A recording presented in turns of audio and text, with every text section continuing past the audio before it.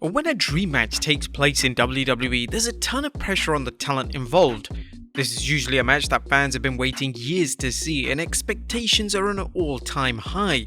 In the past, there's been some dream matches that have reached and even exceeded these expectations. Matches such as The Rock vs Hulk Hogan, Shawn Michaels vs Kurt Angle, and even Edge vs Seth Rollins all delivered, and will no doubt stand the test of time. However, there are also those dream matches that fell completely flat, and the talents can't reach the high standard that fans anticipated. Join us as Wrestlelamia looks at 10 WWE dream matches that miserably bombed.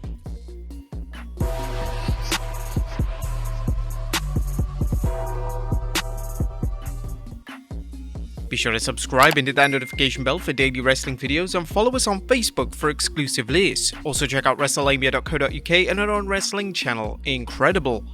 Number 10, AJ Styles vs Edge. When Styles vs Edge was announced for WrestleMania 38, fans were buzzing. This was a certified dream match that fans never thought was ever going to be possible, as following Edge's triumphant return to WWE in 2020, one of the names that fans wanted to see him go up against was the Phenomenal One, and this was finally going to become a reality. Many fans expected the match to steal the show and potentially be Match of the Year contender, but sadly the match was under-delivered. AJ and Edge just never seemed to get out of second gear, and the finish of the match was rather abrupt. The finish saw Damian Priest distract AJ in order for Edge to secure the win. The two would then have a rematch at WrestleMania Backlash, but similarly this match also didn't hit the mark. Number 9, Kurt Angle vs Chad Gable. Leading up to Kurt Angle's retirement match at WrestleMania 35, he would compete in a number of dream matches. They included matches against Samoa Joe, AJ Styles and Chad Gable. In relation to Gable, this was a match that had never taken place before, and naturally there were extremely high expectations heading into the match. Unfortunately, this was an Angle in his prime, and Gable had to work rather hard to try and get a decent match out of the former WWE champion. The match, whilst not completely terrible, was rather boring and it wasn't what fans were hoping for.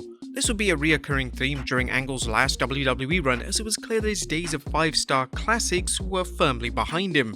Number 8, Bret Hart vs Vince McMahon. Following the Montreal Screwjob in 1997, Bret Hart squaring off against Vince McMahon had to become one of the biggest potential box office matches in pro wrestling, and in 2010 it finally happened.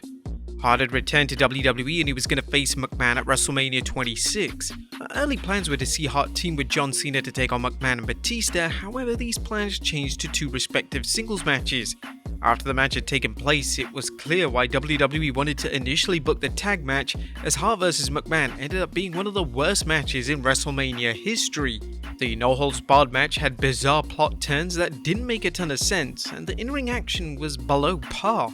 Dave Meltzer of the Wrestling Observer wouldn't even rate the match, which speaks volumes on how poorly it was received. Number 7, Dean Ambrose vs Seth Rollins vs Roman Reigns. The Shield are well established for being one of the greatest stables in WWE history. It launched the careers of 3 future WWE champions in Dean Ambrose, Seth Rollins and Roman Reigns. As their popularity grew, so did the demand to see a triple threat match between all 3 men. Fans expected this to eventually happen at a WrestleMania event. However, they decided to randomly book the Shield triple threat at a B-level pay-per-view known as Battleground. This would take place just before WWE were officially splitting the brands in 2016, and the bill seemed to promote the brand split more than the actual dream match. The match itself was by no means bad, but by the time it had culminated, fans had already forgotten about it.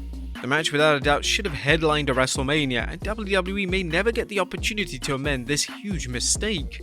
Number 6, Brock Lesnar vs Bobby Lashley.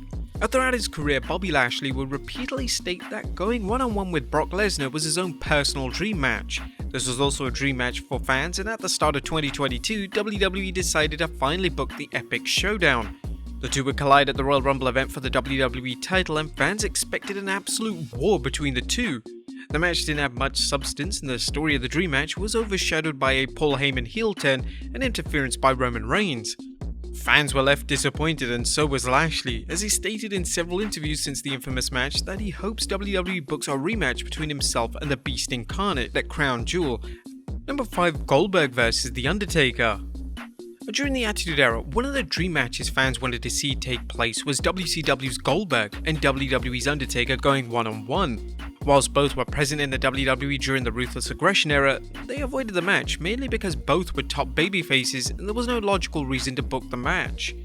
The two would finally collide in 2019, and whilst both men were past their prime, there was actually still a strong amount of buzz heading into the match. The match from the very beginning was a total disaster, and it was a miracle that neither man was seriously hurt. Goldberg reportedly suffered a concussion whilst headbutting the locker room door, and this was aggravated when he went headfirst into the ring post. One of the worst spots of the match saw Goldberg proceed to drop the Undertaker right on his head following a jackhammer attempt in a move that could have seriously injured the wrestling legend. The dead man then proceeded to hit Goldberg with a tombstone, which legitimately spiked Goldberg on his head. Goldberg then attempted his own tombstone, however he couldn't get Taker into position and they both fell over. The Undertaker then simply had enough and called an audible. The dead man performed a chokeslam and the match was over. Taker and Goldberg would later reveal that they were utterly ashamed of the performance, and following the match, there were calls from fans to see both men hang up their boots with immediate effect. Number 4, AJ Styles vs Shinsuke Nakamura. Styles vs Nakamura from Wrestling Kingdom 10 is widely regarded as one of the best pure wrestling matches of all time. Therefore, when it was announced that WWE were planning on to do AJ vs Nakamura at WrestleMania 34, fans were elated. Fans expected an all-time classic, but instead they got a match that wasn't even the best match on the show. The match was seriously uninspired, and it was as if AJ and Nakamura had no intention of matching their New Japan Pro Wrestling Classic. The reason the match was so poorly received was because fans' expectations were far too high. Speaking on After the Bell, AJ revealed, "Expectations were way too high. I know Nakamura thought so too, because no matter what we would have done in that match, the expectations were too high. Here's what a lot of people don't understand. Crowd, fans, the WWE Universe, New Japan and all that stuff, their fans are everything. They're everything. They set the tone on what is a great match. It's how they respond to it, and in Japan they're so respectful. When they do respond, it's huge. Wow, this is such an amazing match, but had that same match been done in a WWE ring without the same response, it's not going to be declared as that great of a match. Fans are everything, they dictate a great match. It's just the reality and the truth of the whole thing, and a lot of people don't understand. The expectations were so high because of what we did at Wrestle Kingdom. I was like, oh man, I still think it was a great match. Number 3, John Cena vs The Undertaker. When John Cena became the face of WWE in 2005, it only seemed logical for WWE to eventually book a feud between Cena and Taker. This was a surefire WrestleMania main event that would have a huge box office potential. WWE eventually booked the match in 2018, but at this stage both men were virtually semi-retired. Notwithstanding both men no longer being full-time WWE talents, anticipation to finally see them collide again was incredibly high.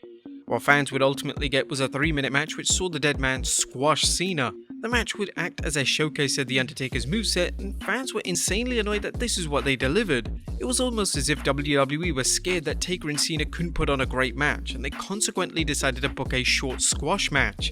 Taker would express disappointment in the match in a number of public interviews, and he was completely justified in his emotions. It was an utter letdown, and WWE without a doubt missed the mark. Number 2, Goldberg vs Brock Lesnar. The build to Goldberg vs Lesnar at WrestleMania 20 was superb. It was intense, compelling, and even featured Stone Cold Steve Austin. This was going to be a dream match, and there were even rumors that WWE were considering making it the main event of the pay-per-view. Unfortunately, just before the match was set to take place, it leaked online that both men were planning to leave WWE as soon as the match was over. The MSG crowd therefore wanted no part of the match, and they heckled and booed both men. Goldberg and Lesnar were stunned by this reaction and clearly had no idea how to combat it. Most of the match was stalling, and when a move was hit, the wrestler who performed the move would get distracted by negative crowd response. The match fell flat, but thankfully both men managed to redeem themselves when they would revisit the feud 12 years later. And number 1, Team WWE vs The Alliance. It's well documented that the Invasion storyline was a total bust. The idea of WWE vs WCW was unfathomable at one stage, but after Vince McMahon acquired his own competition in 2001, it could finally be a reality. The issue with WWE had was that a lot of the major WCW stars were under set contracts, meaning they could be paid to sit at home and basically do nothing. This meant that if WWE were going to deliver a WWE vs WCW dream match, they would have a limited selection to do so. Their idea was to introduce the Alliance, a partnership between WCW and ECW whose aims were to take over the WWE. This would come to a head at the Invasion pay-per-view, which is actually one of the most successful pay-per-views in WWE history.